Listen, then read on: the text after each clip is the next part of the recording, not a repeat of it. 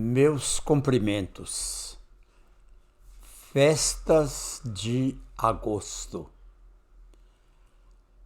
O texto é da professora e maestrina Clarice Sarmento, que é do Instituto Histórico Geográfico de Montes Claros, cadeira 31. Então, Clarice Sarmento.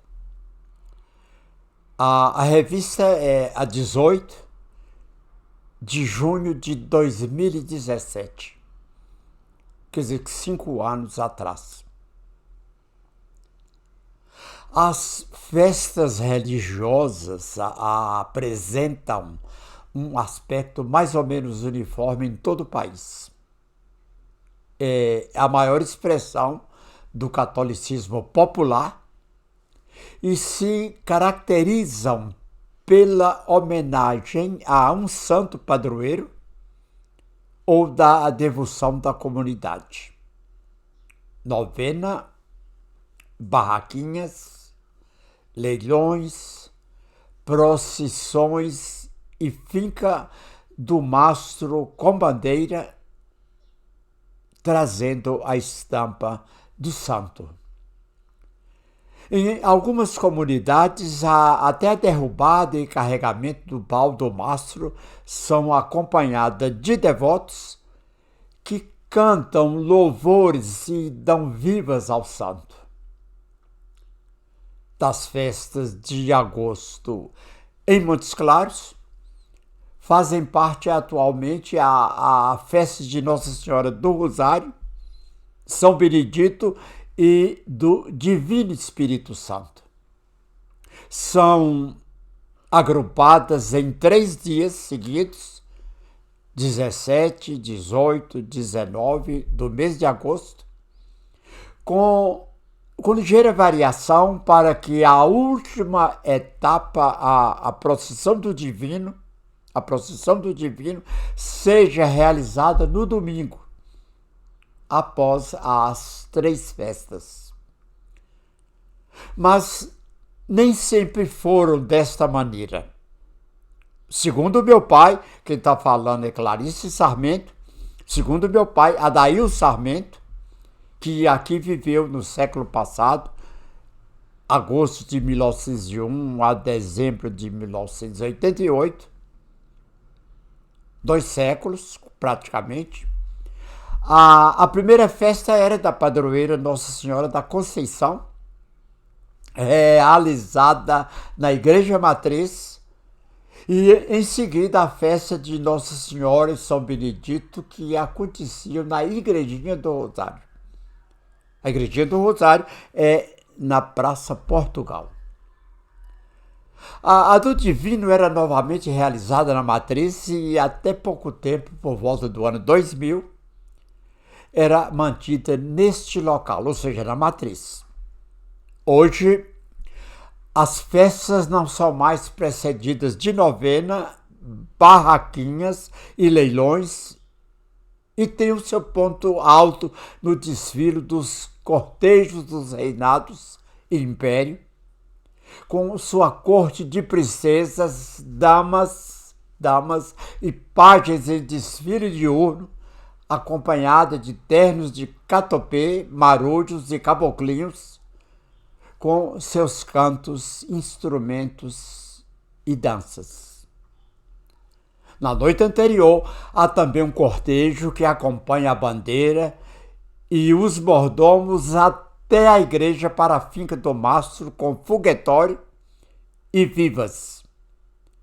Catopês, a sua origem remonta do século XVIII, das festas de Chico Rei em Vila Rica, organizada pelas Irmandades com seus congados e danças de origem africanos. Congados e danças de origem africanos.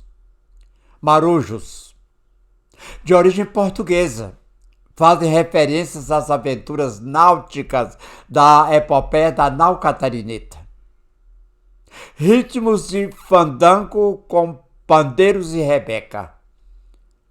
Caboclinhos, Os bailados indígenas, que muitas vezes eram apresentados nos festejos religiosos pelos jesuítas, com fins de catequese, passaram a integrar as festas religiosas.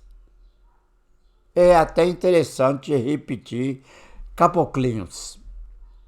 Os bailados indígenas, que muitas vezes eram apresentados nos festejos religiosos pelos jesuítas, com fins de catequese, que passaram a integrar as festas religiosas.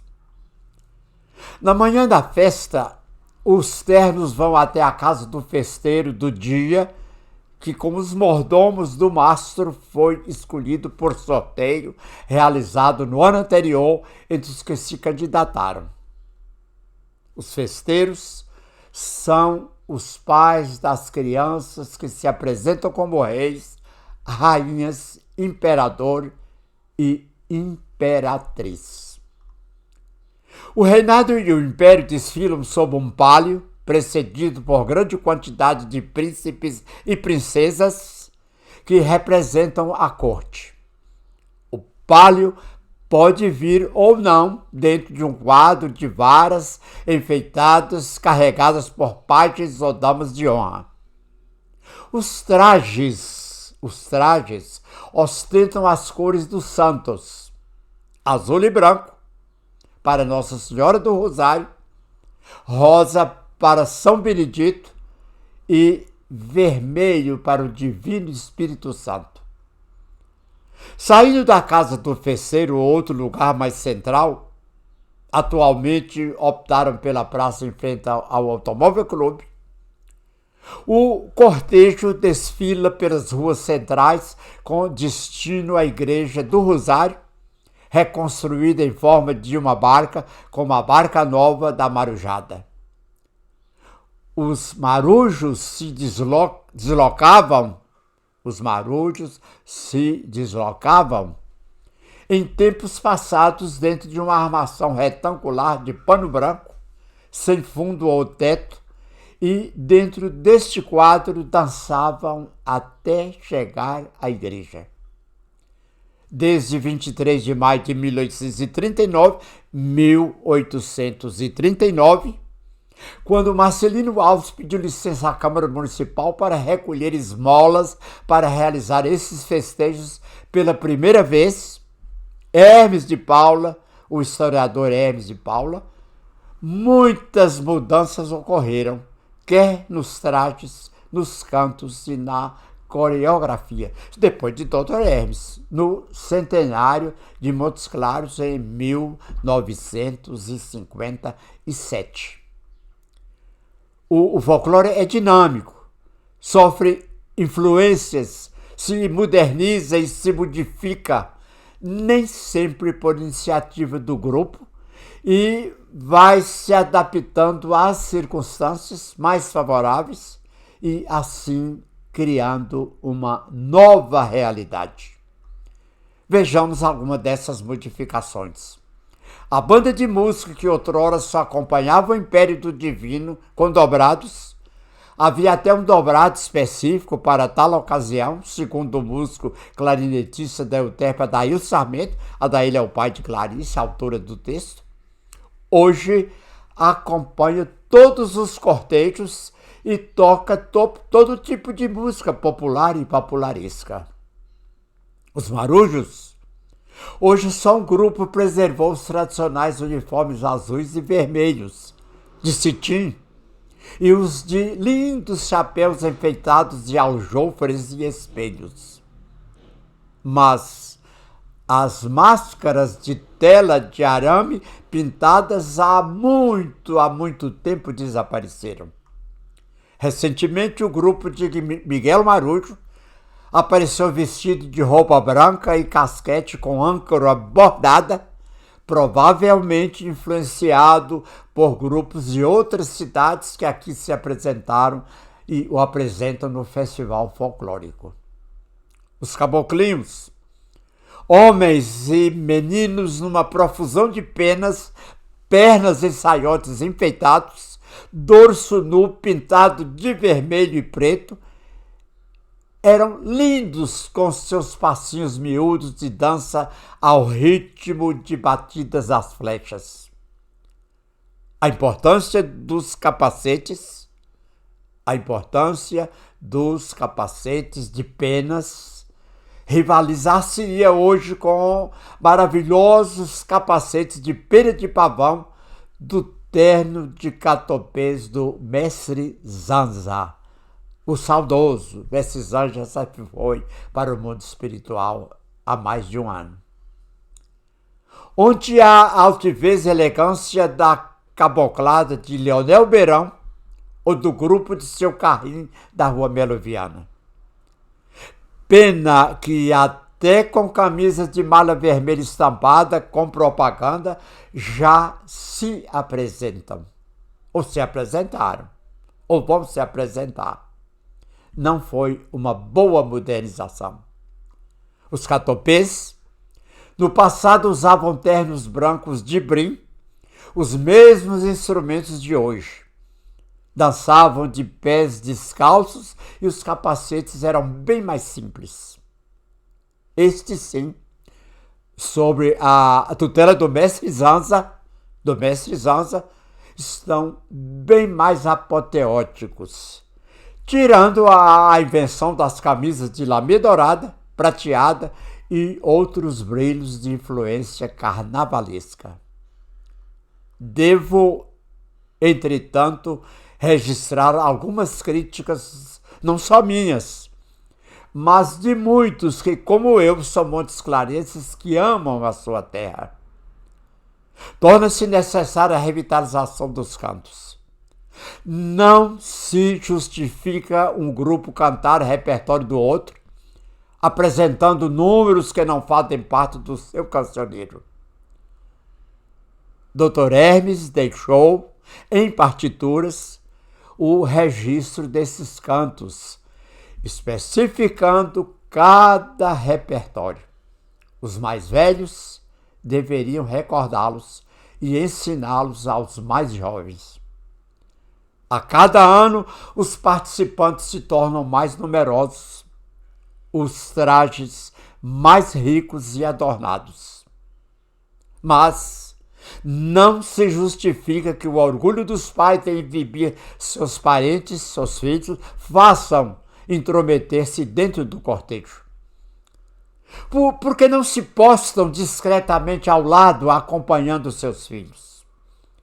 Se querem tanto fazer parte e desfilar, por que não se vestem também a caráter? Afinal, nas cortes tem rainha, mãe, tias e avós, pajens e cavalheiros da nobreza. Uma corte completa não faria mal ao desfile. Fica a sugestão. Outra coisa triste é o emporcalhamento das ruas.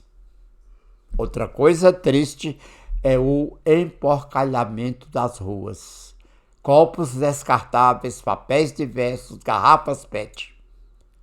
Nós, brasileiros e principalmente nós, montesclarenses, possuímos dois grandes defeitos. Um deles é a falta de cuidado com as vias e logradouros públicos. O outro é o completo desprezo pelos horários.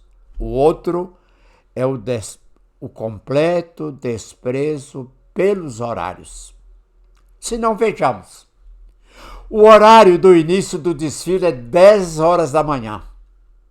Ao meio-dia, sol de rachar, a banda que tem disciplina e respeita horários, as criancinhas e pais cansados, com fome e com sede, esperam de pé pelo rei, a rainha, ou até por um dos ternos que ainda não chegou. Vamos, pessoal, ser pontual. Afinal, essa festa é a coisa mais bonita que acontece em nossa cidade e os que fazem parte dela só merecem ser incentivados, elogiados e aplaudidos. Estejamos todos lá, prestigiando, orgulhosos, o nosso folclore, a nossa querida terra. Atualmente, o brilho dessas festas atesta o aumento da vitalidade e grandiosidade que adquire a cada ano.